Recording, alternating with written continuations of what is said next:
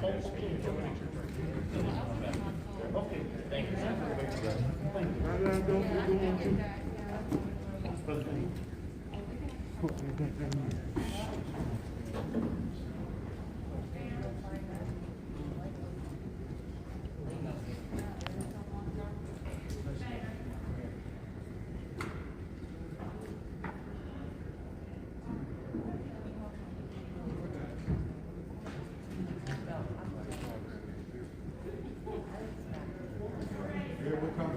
How you gonna re-adjourn without Aaron and Sabrina? Okay, we're going to start in 1 minute, folks, if we can get seated, and we'll get going.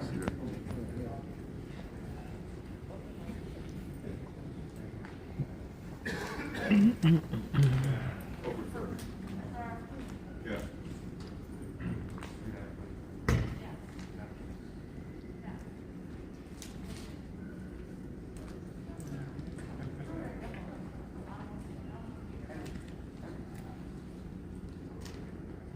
Okay, we're ready to start.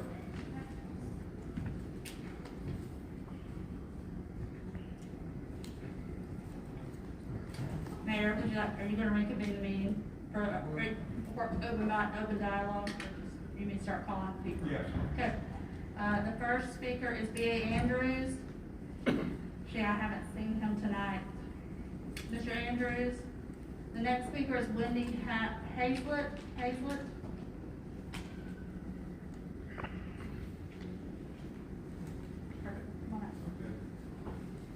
Welcome.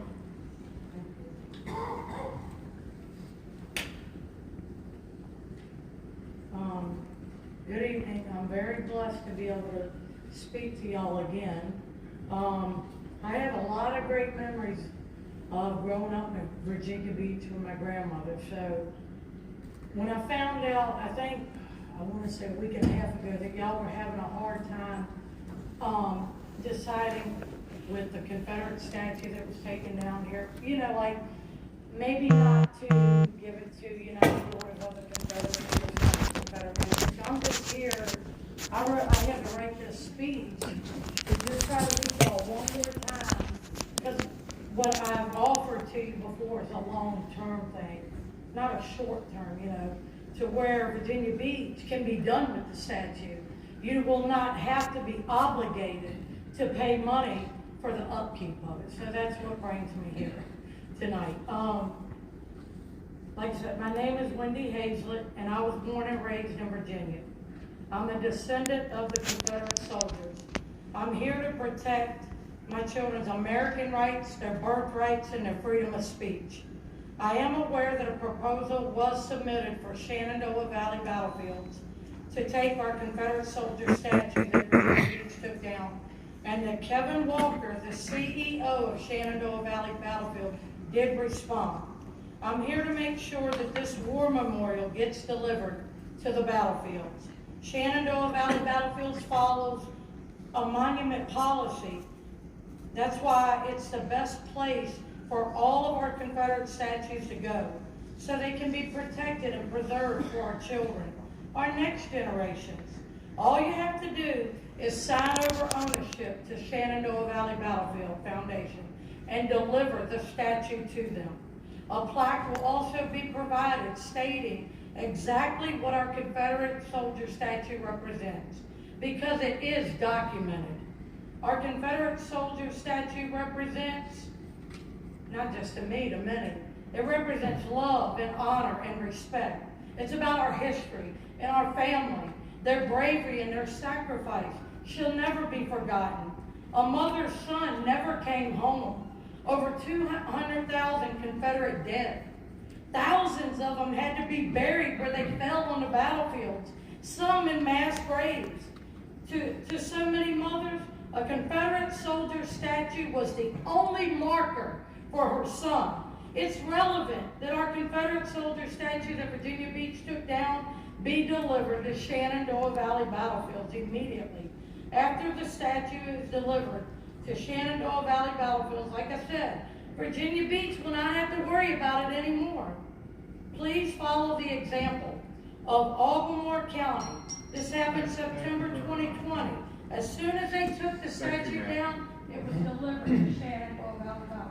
Thank you, ma'am. The next speaker is Chris Thank you. Gordon.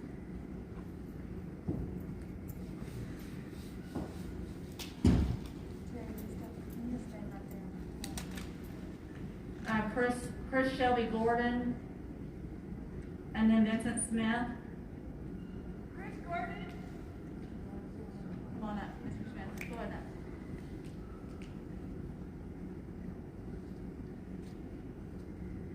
Welcome. Thank you. Once again, you cannot legislate evil from the heart of man, even if you want to pretend firearms are a disease. Timothy McVeigh wreaked havoc on Oklahoma City with a truckload of fertilizer and some race car fuel. 19 terrorists brought this country to its knees and changed the definition of American privacy with a few box cutters. One man killed 86 people and injured hundreds more on Bastille Day in Nice with a truck. The weapon of choice in poor parts of the world is a $5 machete. If only God had enacted stone control, Abel would have lived, but David would have died at the hands of Goliath. That story is the very definition of a force multiplier. What is evil in the hands of one is the savior of good people in others. A disease? A gun is an inanimate object that's sometimes picked up by an evil person. That evil person is going to succeed in doing evil things with or without it. But if you argue to strip the rights of good people to have the same means to defend themselves and their loved ones, you only endanger them. Mr. Dehaney, I want to express my thanks to Chief Newdigate for standing up for the citizens' rights in last Tuesday's meeting. Much appreciated. Now, you might hear from some folks tonight, and perhaps in the future, who think you should repeal our constitutional city resolution. I and the thousands of people I represent disagree. You passed that resolution for good reasons, and it should stand. I would also like to point out it specifically supports all citizens' rights, including the First Amendment, the 4th, the 13th, the 15th, and everybody's favorite, the 21st. Do you really want to pull your express support for those amendments? How's that going to look to your voters next election? I can't fathom why anyone would want to rescind their support for all citizens' rights under the Constitution. I kind of feel like that might also be a violation of your oath of office. To openly express you no longer wish to support the Constitution. I'll leave that in the hands of our very competent city attorney over here. I'm not a lawyer, but I do know how those optics would play out for you. To sum up, guns are good, criminals, evil, and gangs are bad. I urge you to leave our constitutional city resolution standing firm. I'd like to thank you for your time. Mr. Tower, always more than willing to sit down with coffee and discuss that. And I want to also recognize the most important man in the room, this gentleman right here. Thank you very much, sir.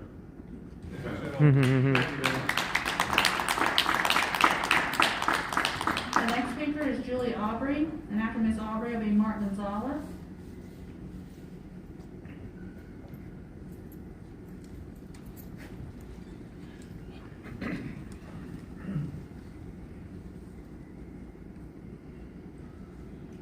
Welcome.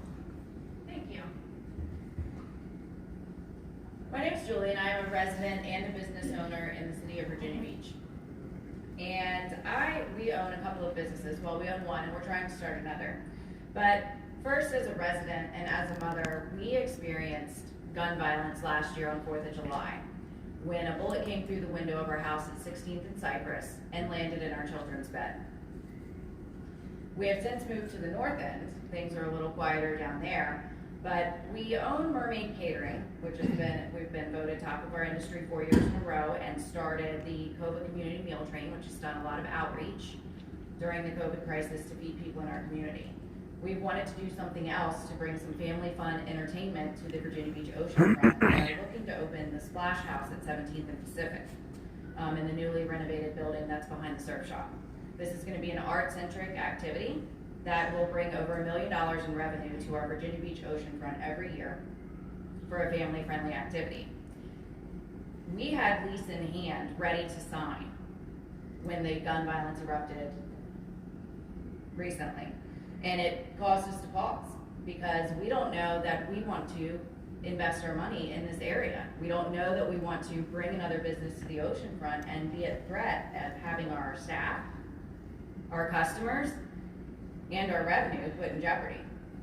We've already made the decision to close 2 hours early, which is gonna cost us $65,000 a year in revenue. So I need to know from City Council, what are you doing to help protect us as residents and as business owners? And what are you gonna do to protect our revenue and our investment as well? I don't think ambassadors are the answer, especially if they're like the COVID ambassadors that were down at the oceanfront this year. They didn't do anything to help with anything. And I think that there needs to be special attention put into streetlights in the area and more cameras. The streetlights were out when these shootings took place. We need to light that area up more so that people feel safer. And I really just want to know, what do you need from us as residents? What do you need from us as business owners? How can we get involved and make this better? Because we're not afraid to get involved. But I need to make sure that I have a city council that's not afraid to get involved as well. And I think that the process here, too, is why you don't have some residents involved. That we had to sit through 3 hours of planning commission talks and one lady who's objecting to everything that took up over an hour of time for us to get and speak in front of you. That's ridiculous. Amen. Otherwise you might hear from more residents. They'd hate to hear that. But I really need to know that I'm gonna have a city council where my family lives and my businesses are that are going to protect us. Or we're gonna find a city council that will. Ooh. The next speaker is Mark Gonzalez, and after Mr. Gonzalez is Jafari Jones. Mr. Gonzalez actually asked me to pass this out, so I'm gonna hand them to Mr. Welcome. My name is Mark Gonzalez from the Indian Lakes community. So after hearing the presentation provided by the Department of Housing and Neighborhood Preservation in February, I feel that a few key points were left out of the conversation. It is my opinion that the ordinance 16-41.1 is in conflict with state code. I provided a copy of the draft for a more conforming ordinance, as well as points of conflict that the current ordinance has with state legislation. Okay. In my last attendance, I pointed out the arbitrary and vague nature of the ordinance and how it affected me personally. Today, I provide you with some food for thought on its larger implications. First, what is the department's outlook on commercial vehicle identification? The coding administrator specifically stated that the code defines commercial vehicles based upon the vehicle's design, but not the registration status or owner's intended use of the vehicle. The problem here is that the department does not regulate the classification framework provided by DMV. In fact, as you can see in the notes I provided you, the very law that provides local counties with authority to restrict commercial vehicle parking is offered through the legislation specific to DMV. That's entitled 46-2. So when we say commercial vehicle, we cannot mean every vehicle capable of carrying merchandise. If a complaint is made about a commercial vehicle being parked in the neighborhood, the department should be required to first ascertain whether the vehicle actually is being used for commercial purposes. That's what state code indicates. The current ordinance permits code enforcement to reclassify personal use pickup trucks and vans as commercial vehicles, even if the DMV registration states otherwise. Yet the department has no involvement in the titling or registration of vehicles, and therefore cannot arbitrarily reassign a classification of vehicle type after DMV has already processed it. The current ordinance creates unnecessary hostilities towards small business owners, homeowners, and lower income earners. Larger families, the handicapped, and minorities are subject to being marginalized. We should first consider the people and the property regulations second. Our community is filled with self-employed citizens. Many citizens are granted business vehicles for commuting, and for some, a work truck, an old work truck, is all they can afford. Part of policing is the fundamental need to investigate. If the department is ill-equipped to do so, then the reappointment of that policing power should be given to another department that is more suited for such complaints. In either case, the department training is needed and the ordinance should be changed. I hope that the information I provided you in the packet is useful. Thank you very much, appreciate it.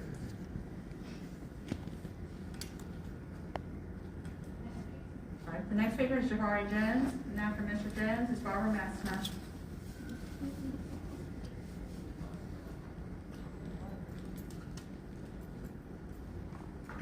Good evening, council. I believe you all know why I'm here. It's not the first time, not the last time.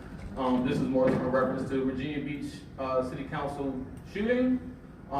First off, I'd like to say thank you to the council members, Ruben and Rouse. Y'all doing an excellent job up here. Bobby Dyer, you're a disgrace. Little mayor next to you who wore Blue Lives Matter flag, you're a disgrace too. Like to let the public know that Bobby Dyer was kicked out of the funeral yesterday and told not to march with the family. It took way too long. He took over a week to even address the situation. Let's go back. Can you step off the mic so that the speaker will not go? Oh, can you hear me now? So they can hear you. Can you hear me now? Did that take away from my time? Okay, let's talk about Greek Fest, Demario Joyner, India Kager, Matthew Russian, Champ Turner, Coleman Sample, Donovan Lynch, Deshayla Harris. We need a federal investigation. Bobby Dyer, you said yourself, ending qualified immunity will put ossifers in danger. This is what you said when you were running for your campaign. And now look what's happening. Solomon Simmons pleaded the fifth, and now the public doesn't even know that Officer Solomon Simmons of the Virginia Beach Police Department allegedly murdered Donovan Lynch, Pearl Williams' cousin, community member, love family member, by the community. And we don't have a suspect yet for Deshayla Harris's murder, so I'll just let the room speculate where that bullet may have came from. But due to lack of transparency, we won't be getting any of that information today. So, like again, Virginia Beach hasn't been safe for black people, never has been safe for black people. We were brutalized during Greek Fest, you don't speak on it. You have a whole tragedy at the oceanfront, and you don't speak on it. You're literally a disgrace to the entire Virginia Beach. You should step down immediately. You and Newgate are a complete circus act, clown show. You need to step down. This is me looking you right in your eye, just like I did yesterday at the funeral when I told you needed to leave and not the Marquez. This is not your city. This is our city. This is not your streets. These are our streets. And it's going to continue to be that way. Vice Mayor, the fact that you had the audacity to come in here with the Blue Lives Matter mask the day that we're addressing a police-involved shooting shows the B word that you are. I'll try to keep, kind of cordial in here because we're supposed to be in some type of public setting. But when you're dealing with a lawless government and you're dealing with a irrational government, you have to meet them exactly where they are. Solomon Simmons should have been off the streets. I didn't get my FOIA request when they harassed me after the peaceful protest. And you took out an entire campaign against BLM 757 because you wanted to keep law and order. Well, you're getting exactly what you asked for, and the city and the world is now eyes on BAP, Bobby Dyer. The D does not stand for Bob. The A, you can guess what that stands for? You know how this goes. Tours. The next speaker is Barbara Messner. After Ms. Messner is Carol Martin. And after Ms. Martin is Robert Dean.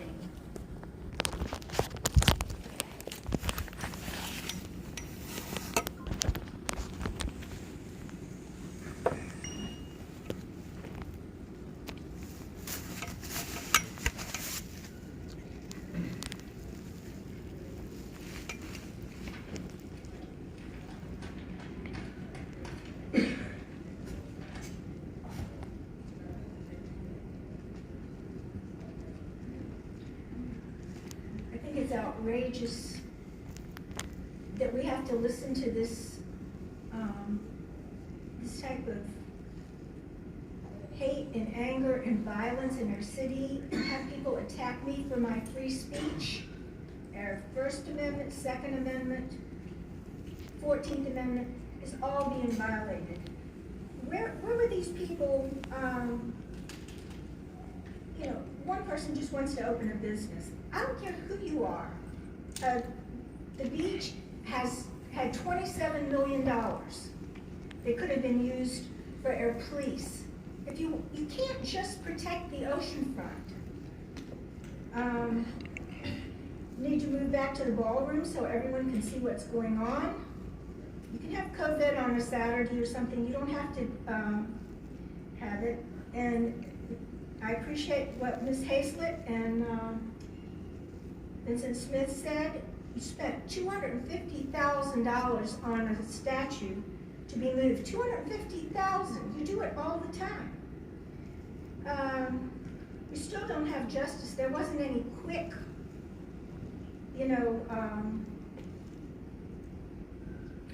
state investigation on the mass shooting. Talk about the statue.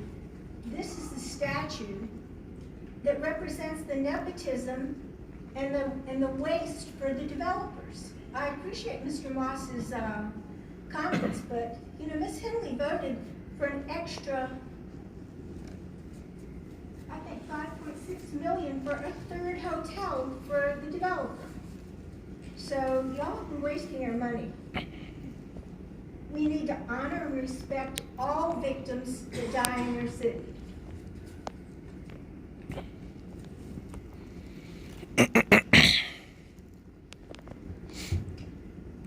Okay, where was the outrage for Joshua Hardy, for Laquita Brown, for Ryan Keith Cox?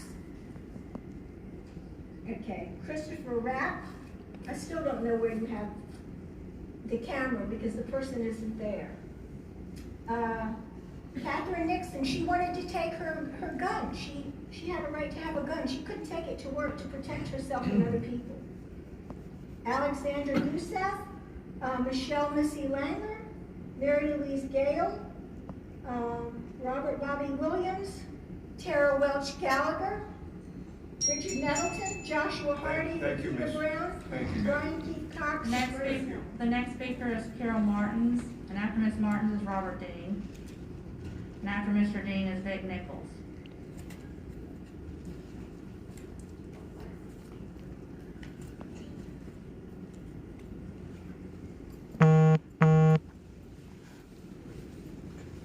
Carol Martins.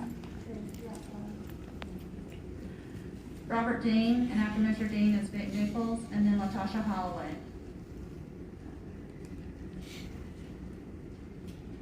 Welcome, Mr. Dean. Thank you, Mr. Mayor.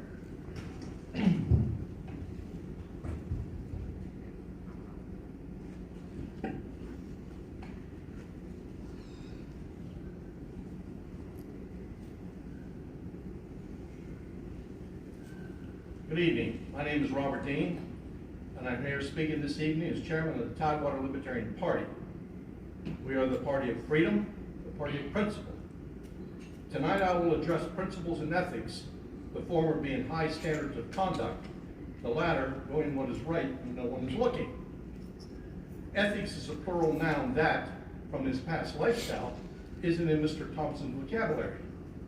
Tonight I would like to know why the unauthorized project in front of the Cavalier Hotel was allowed to begin construction without any building permits.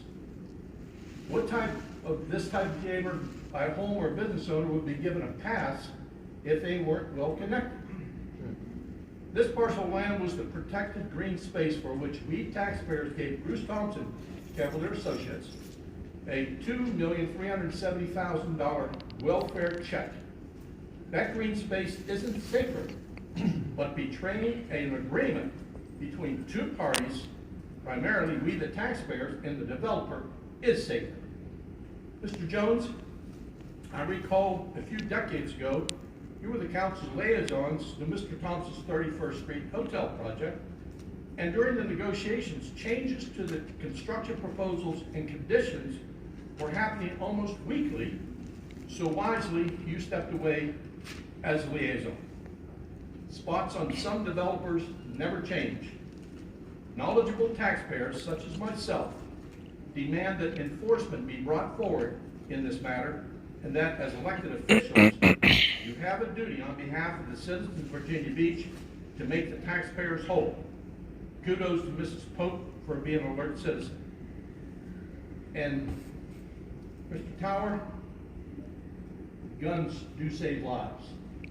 And on behalf of the Taiwan Libertarian Party, we were absolutely incensed by your comments threatening to take away our right to defend ourselves and our families.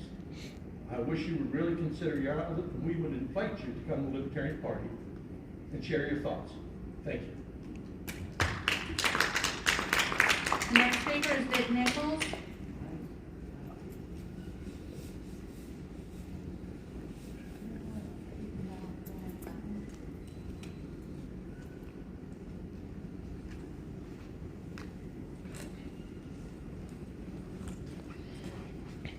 And after Dick Nichols will be Latasha Holloway and then Sherry Johnson. Welcome.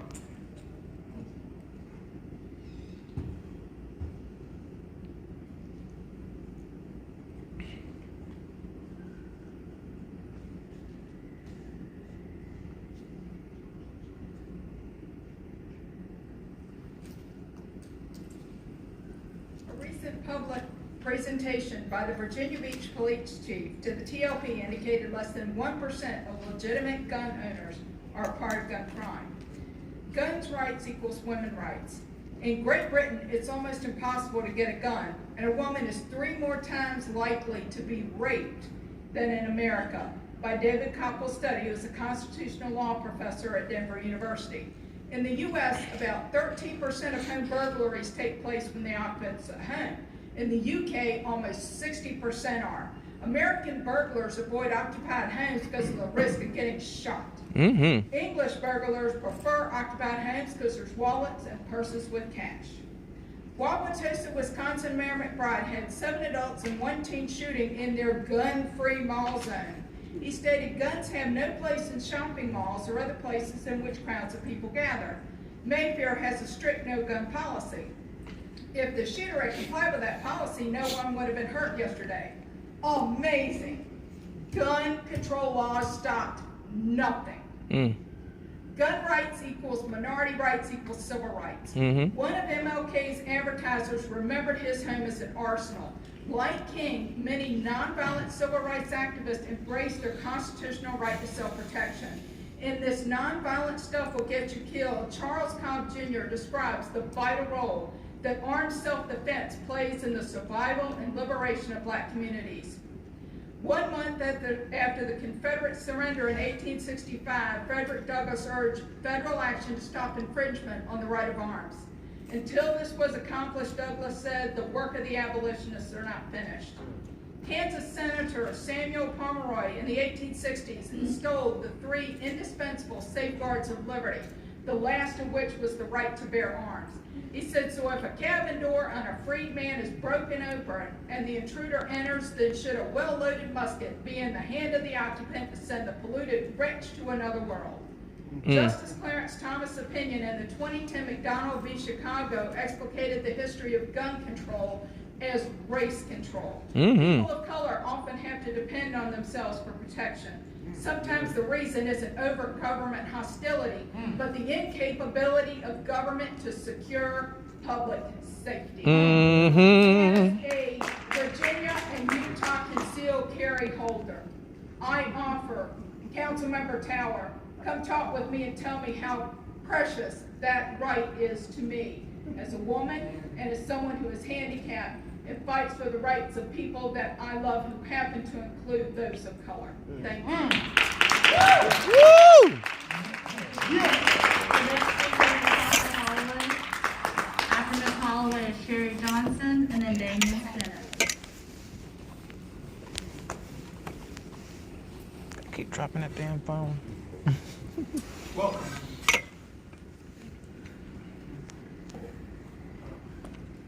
My name is Latasha Holloway.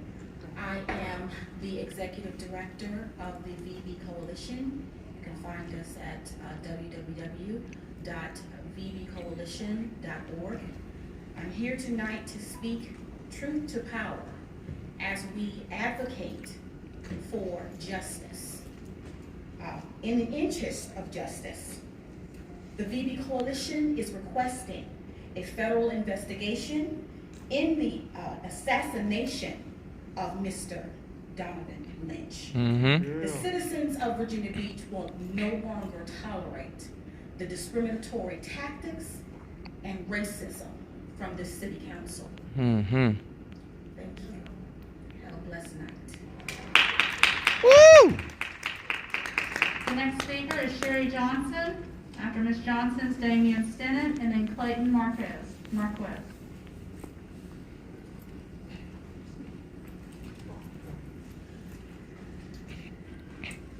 Welcome. Thank you. Good evening, Mayor and all the City Council members. My name is Sherry Johnson. I am the founder and president of Giving Within Golden Hands, which is a non-profit based in Virginia Beach.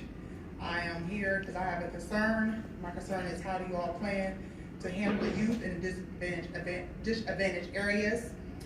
You all are quick to go into areas of disadvantaged areas to make arrests. You all are so quick to go into disadvantaged areas when it's a negative situation. My question for you is, how can we turn these negatives into positives in these disadvantaged situations and these disadvantaged neighborhoods? Such disadvantaged neighborhoods, Friendship Apartments, Twin Canal, Atlantis Apartments, Lake Edwards, there's so many to name. You are not scared to go in these disadvantaged areas to make arrests. So why are you so scared to help these youth in these areas before they turn to crime? Mm-hmm. There's nonprofits out here that need your all help. Won't you help us help them? Give our disadvantaged areas a even playing field. Until then, each one of y'all is responsible for what happened in Virginia Beach last weekend. Woo! The next speaker is Damian Stennett, That's right. and then Clayton Marquez, and Pastor Terrence Williams. Welcome. Hello. I had this speech and stuff prepared, but I realized that you guys don't give a damn, except for Ms. Wooten and Mr. Rouse, who reach out to minorities constantly, and they're the only people on this that are presenting diversity and inclusion, seeing as the rest of you guys are white privileged. I also want to mention, I don't understand how you guys can say you're diverse and inclusive and you care about black people in this community when you haven't listened to us at all. We've been protesting since last year, and yet nothing has happened. I had a petition that had over 1,000 signatures of Virginia residents on it, which was blatantly ignored for a citizen review board when you guys ignored it and voted no, which is something that I feel like you guys should take accountability for. I can tell you don't give a damn by the way you're looking at me. So I feel like this is a waste of time. I want you guys to know that this summer we will be protesting, we will be occupying your streets, we will scream so loud that you will not be able to ignore us or deny us. Mm-hmm. And at this point, I feel like if we had a citizens review board, we would have been had justice for Donovon Lynch, justice for Xavier Hill, justice for Deshayla Harris. We would have been had justice found for all these cases, and yet you don't give a damn. So you guys have a good night. The next speaker is Clayton Marquez, Pastor Terrence Williams, and then Angie Day.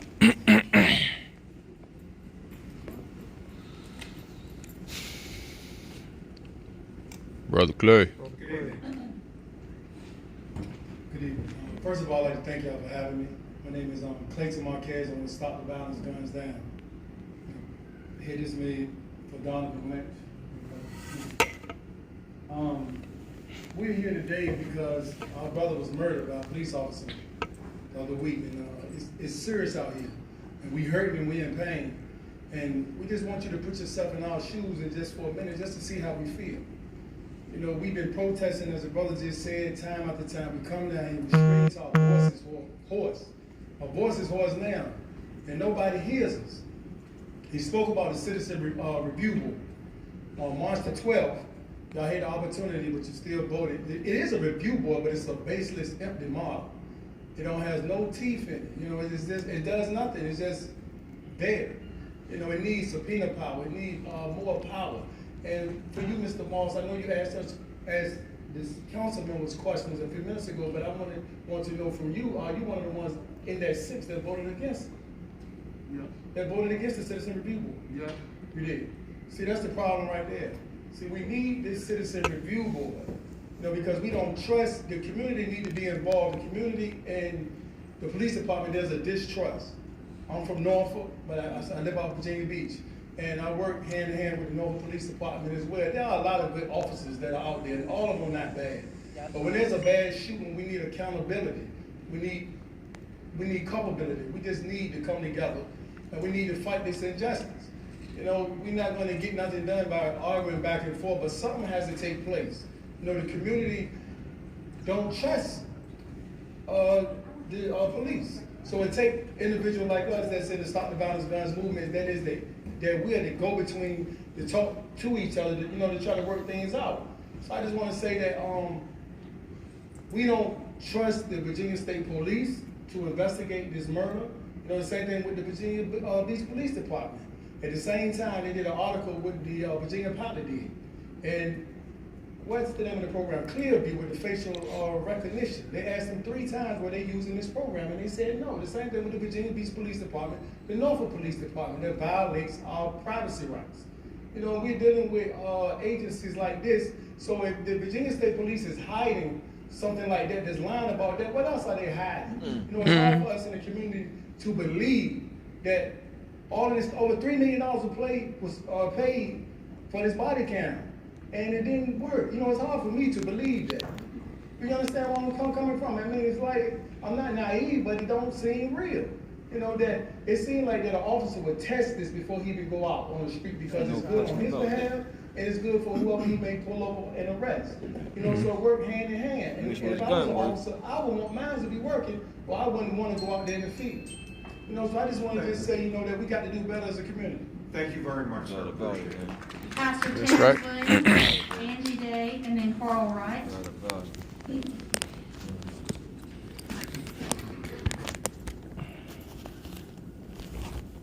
Good evening. Mr. Mayor, members of the City Council. I'm Pastor Terrence Williams, 100 Palm Beach Place, Princess Anne Plaza. I'm here today to say that I'm embarrassed and disappointed in the city that I have served for 20 plus years. I worked for the city of Virginia Beach for 18 years. I was a sewer pump mechanic in public utilities. I retired in April 2018. 1 week after I retired, I began working for the Virginia Beach City Public Schools, which I still work for today. I'm also a pastor of Out of the Box Ministries. I'm a community activist. I've been serving the Princess Anne community since 2012.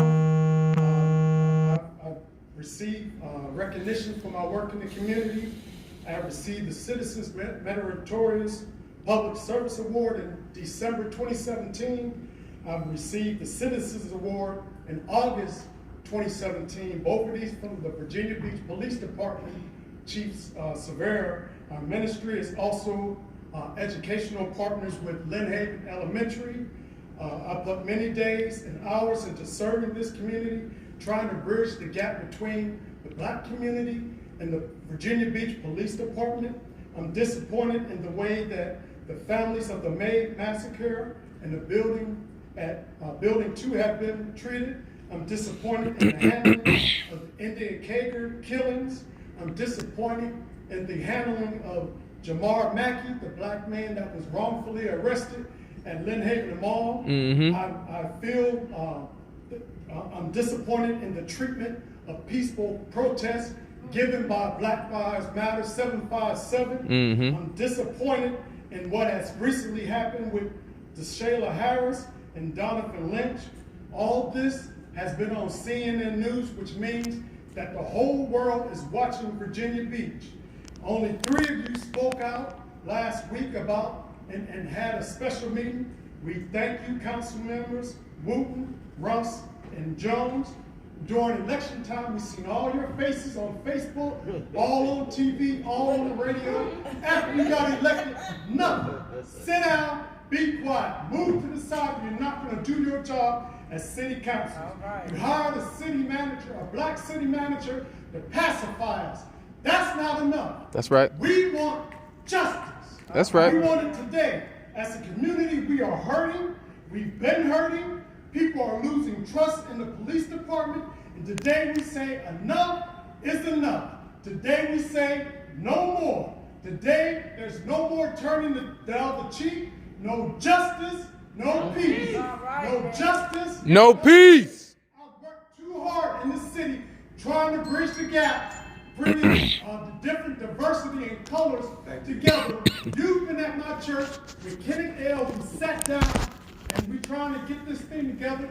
but y'all don't give Thank you. a Thank you. damn. Thank you, sir. Justice. No peace. Next speaker is Angie Day. After Ms. Day, Carl Wright, and then Merrill Rutledge.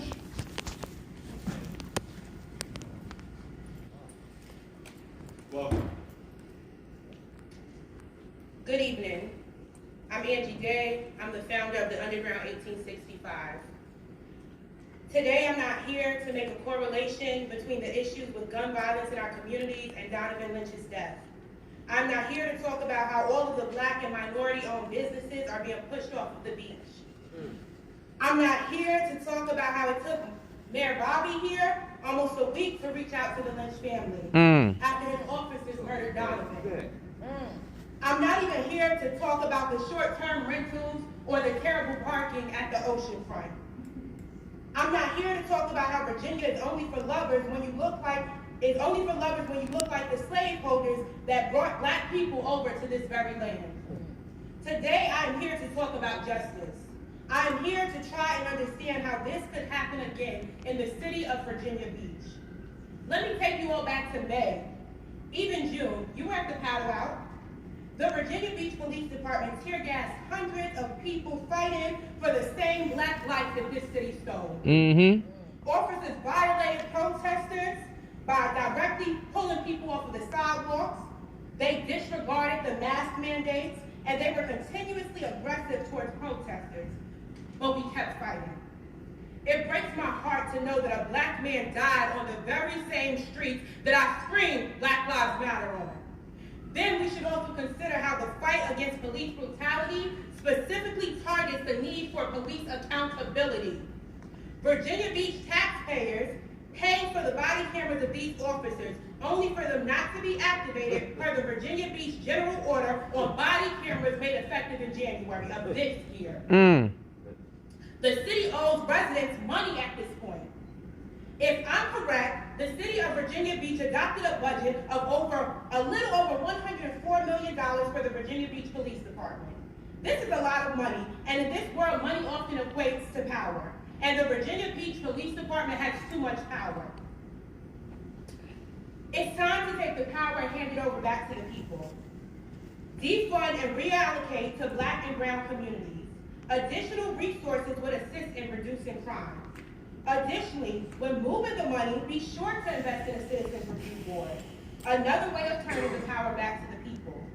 Additionally, if the police are unable to do their jobs with such an extensive, fabulous budget, I am positive that there are Black and brown people willing to protect and serve their communities for even less. We have shown that we have the ability to protect our communities as we fought back against the Virginia Beach Police Department all summer long. Lastly, I go to work. If I do not do my job, I'm held accountable. Although the Virginia Beach Police Department did the easy thing by passing this over to the Virginia State Police Department, I'm going to still finish because y'all let everyone else talk. Thank you. Y'all have the power to fire the officers who killed Donovan. Thank you very much. To the city Appreciate of it. Virginia Beach, tell your officers that when you see us in the street, Thank hold you. up the tape to the We gotta be fair to because everyone. all power belongs to the people. If we don't get no justice, then You don't get no peace. get no justice. Then you don't get no peace. The next speaker is Carl Wright, and then Merrill Rutledge, and then James Washington Jr. Y'all had 4 hours to BS. Right, they have 4 hours. 4 hours. Y'all got time. Black Lives Matter. That's right. Justice for Donovan Lynch. Good evening, Mr. Mayor, City Council.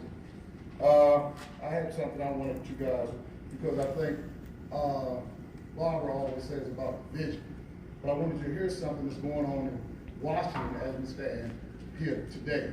It's not about us coming up with the vision, it's about us doing what's right. We've got a young man that has lost his life. We've been dealing with the oversight issue here for over 2 years now. I want to thank Ms. Wooden, Mr. Jones, and Aaron Rouse. At least they brought a special session to have it heard to the community. The rest of you guys, John, it's a joke. I listened to you cut this man down and then turn around and pat him on the back. You don't do stuff like that. You talked about that you accountability. accountability, you don't want to hold the officer accountable. He lacks oversight. That's double talk. I heard you say that in your last session. Where's the oversight when it comes to the police department? Where's accountability? No double talk. I heard exactly. And you went on and on about whatever happened down in the Cavalier. There was a time when my folk couldn't even go through the front door of the Cavalier. That's what was going on in the Cavalier. Okay? So what I want to say to you, we're talking about lies here. These people aren't here just to come out. They're here because they're hurt. This isn't emotional, John. This is nothing about emotion. This is about fact. And you were so eager for folks to show who voted on that issue out of the city manager's office. Show the folks who voted against this, the oversight. Show your hands now. Raise your hands, John. There you go. 2, 1, 2. Come on. 3. Come on, Rosemary. 4. Come on, Mike. You're my representative. Then you voted against it, right? Okay, well, raise your hand. Don't be cowardly. What I'm saying is, listen, the games that you're playing, they're not working anymore. The people out here, they heard everything, John. You didn't try to expose folks on the phone. These folks got phones, they could expose you. What I'm saying is we need an oversight. And there's no need for you continue to try to pick on Ms. Wooten, because she's doing what the community is asking for. Okay? She's doing what she's supposed to do. Representing the people. My thing, like I told Mike, my job is at the precinct. I'm serious about that. I've worked with everybody up here, I've worked against a lot of them. And I'm serious about that. You stand your ground, you work for us. Representatives mean to represent. You know, you're not doing me a favor by picking up the phone. You don't have to ever pick up the phone anymore. I'll come here and tell you in your face. Okay? So, thank you, Carl. At the end of the day, Thank you, Carl. do the right thing. Thank you, Carl. The next speaker is Merrill Rutledge, then James Washington Jr., and then Bill Muhammad.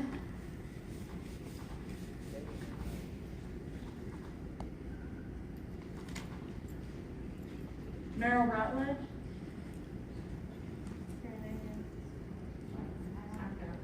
James Washington Jr. He outside. After Mr. Washington's Bill Muhammad. Bilal. They keep calling you Bill. Bilal Muhammad is next. Welcome.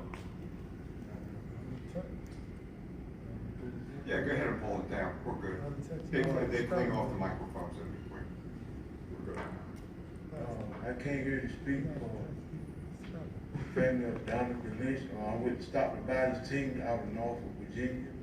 Right? We serve our community well. It don't matter where we go at.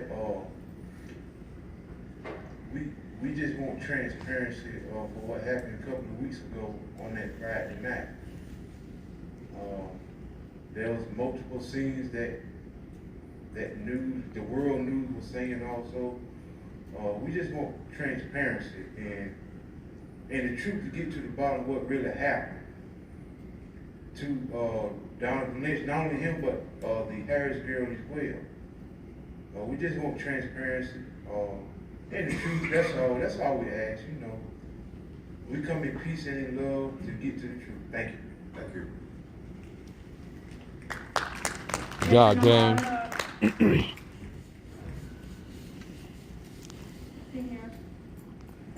And then after Mr. Muhammad, be Jacqueline Druitt.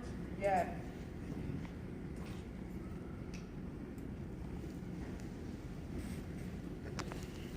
I apologize for mispronouncing your name, sir. Good evening. Oh, no problem. Thank you very much. Good evening. Good evening, Mr. Mayor and members of the council. Yes, my name is Bilal Muhammad, chairperson of Stop the Violence Team out of Norfolk, Virginia.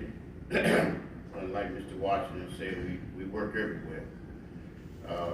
We are here, and I'm myself speaking on about Mr. Donovon Lynch that was murdered by the Virginia Beach Police Department. And I I say murder because it seems like that the city can't come up with the information to give to the public what took place. You know, normally that's information that the public should know. How the cameras, video and everything, the body camera wasn't available, wasn't working. So there's information out there. There is information out there. And you guys should reveal that information. I mean, out of respect. You know, we are human beings, and we're supposed to be humble, service to mankind. And we should be respectful to reveal that type of information. You know, we cannot no longer promote any supremacy, any particular race of supremacy, white supremacy, black supremacy, anything. We can no longer. We ask ourselves, how will you feel if the Almighty God was black? Will you still worship the Lord? He's black. But in the history of America, throughout the world, Almighty God is painted white. So what that does to the minds of the people? It brings about some superiority. And it's been revealed to the world that you guys implement superiority. And you look at us as inferior. We got to change that. Mm-hmm. And I address that because if we can reverse that and make everything on a plain ground, hopefully we can treat each individual with respect.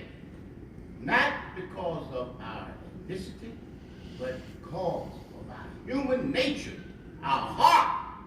So let us reveal the truth, how this incident took place, of the murder of Mr. Lynch.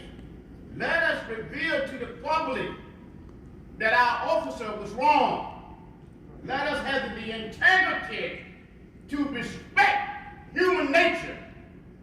Do that, and you'll be blessed. Have one God. Thank you. Amen. The next speaker is Jacqueline Druitt.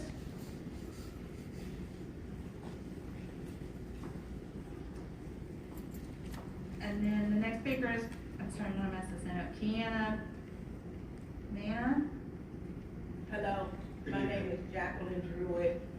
I am a member with Stop the Violence Movement, and I'm also a member with helping women with battered relationships.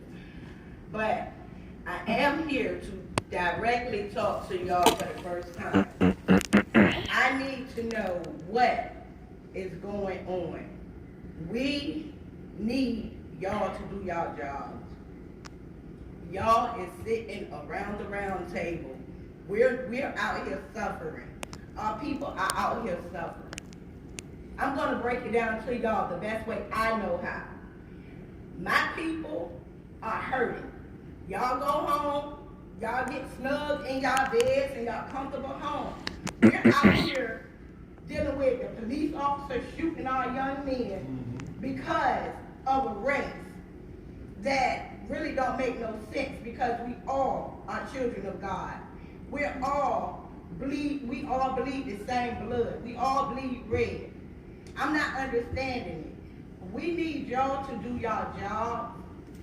It's no way that young man should have been shot down by a police officer.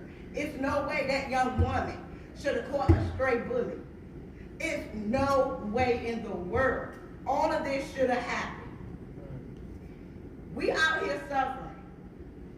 All I'm asking is for y'all to step up and do y'all jobs. Y'all can't do y'all jobs.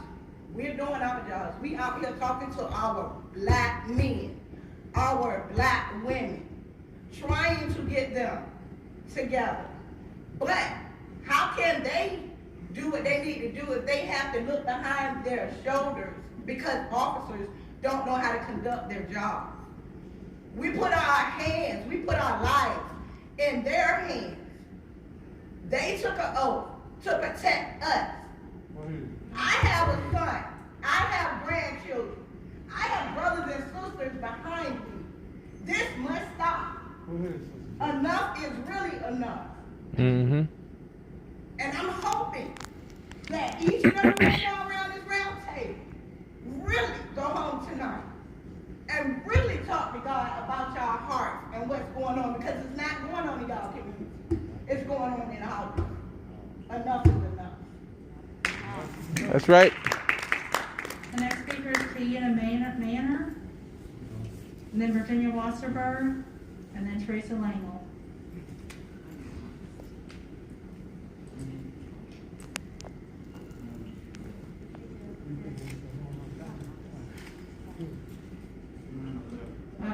Ms. Wasserberg.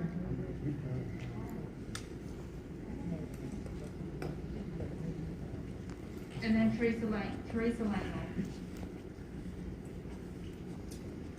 Good evening. Good evening. I came down here at the last moment this evening, so you have to forgive me. I put on a hat, put on a hoodie. I just came here to just say that, I am a Republican. I'm a member of the Virginia Beach Republican Party. But I have participated, I've sat and listened at a roundtable discussion with Gabby Giffords and Congresswoman Elaine Loria and victims of gun violence. I've sat there and I've listened to their stories. I've watched the family members cry. The pain that people have gone through. It's real. It's real. And I attended Councilmember Wooten's was a gathering of prayer and stuff at the steps of City Hall. I'm trying to listen to my community. But at the same time, I need you to listen to me, that we have to have the right to bear our arms. We have to be able to carry our guns in public places. And we have to be able to do so lawfully and in a way that we don't have to worry about pulling that gun out to shoot somebody who's trying to shoot us. And as a lot of people here have been saying tonight, that rests on you as our council to figure out how we can do that. Now, I don't think that more gun laws are going to stop criminals from committing crimes. I don't think that's the answer. Because if that was the answer, then the criminals wouldn't be committing the crimes now. So, I don't care what side of the aisle you're on. I don't care who you vote for, if it's Republican, if it's Democrat, if it's independent, if it's libertarian. I really don't care. But I want to just encourage you to take that time to listen. My goodness, all these folks here that are so upset, they want you to listen to them. They want you to do something for them. And I don't know what it's going to take. Another council retreat? I don't know. Maybe 5 council retreats. Maybe 50 council retreats. I don't know. But we've just got to do something. Making an ordinance about not carrying a gun in a certain area of the city, that's not going to do anything. Because if a criminal wants to carry that gun in a certain part of the city, they don't care what you said. They don't care what the law says. Please figure out something else. Appreciate it. The next speaker is Teresa Langle, and then we'll go to the WebEx speaker.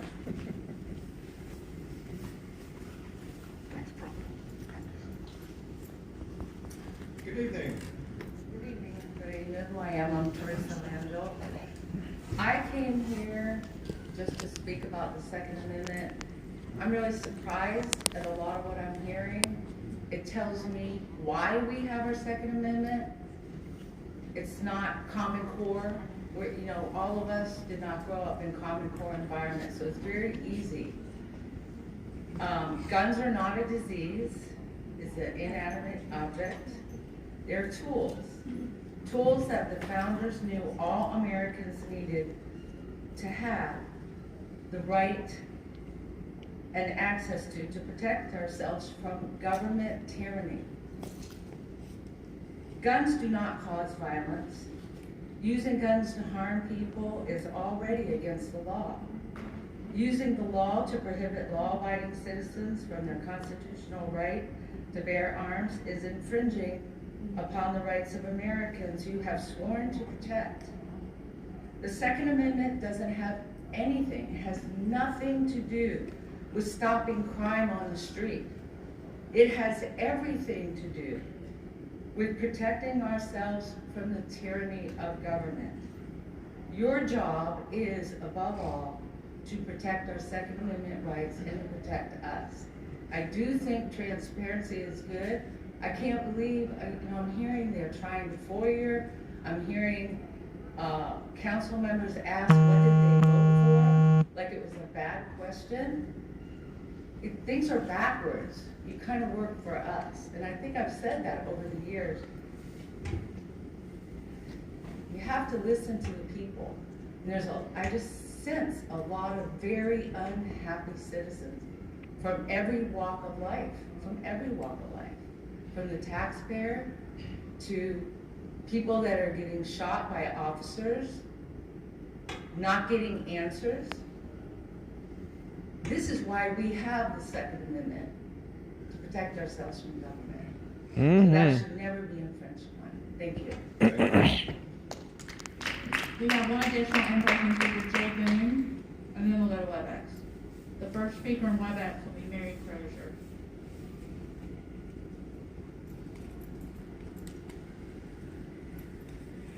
Good evening. Welcome. Jay I'm representing Keeping Us Safe and Prosperous, other known as PESP.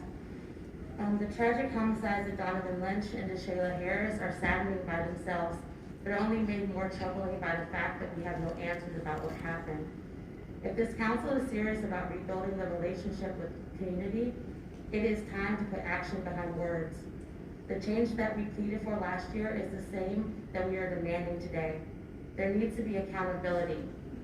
Someone is responsible for there being no footage for the homicides of Donovan and Deshayla. The officer involved in the incident, if they did not activate their body camera, the police chief, if he knowingly knew the body cam and street cameras did not work and did nothing in a timely manner to fix it. The manufacturer, Axon, if they know they are supplying our PD with faulty equipment, if that is the case, then the city needs to find that company liable. This council did not ensure that the PD had the working equipment and that the allocation of funds were used properly. All parties can share culpability, but someone has to be responsible because there was over $3 million paid out and we have nothing to show for it. Forget all the back and forth and look at those facts. The PD received money and are currently asking for more to make sure that people are safe and in the possibility where something as tragic as what happened to Donovan and Deshayla happened, there would be footage to help there be transparency so that the community could have trust in the PDs. And I agree, there needs to be something done with the oceanfront, but I am amazed that the council and some citizens tonight do not see the irony of the situation that the city is in.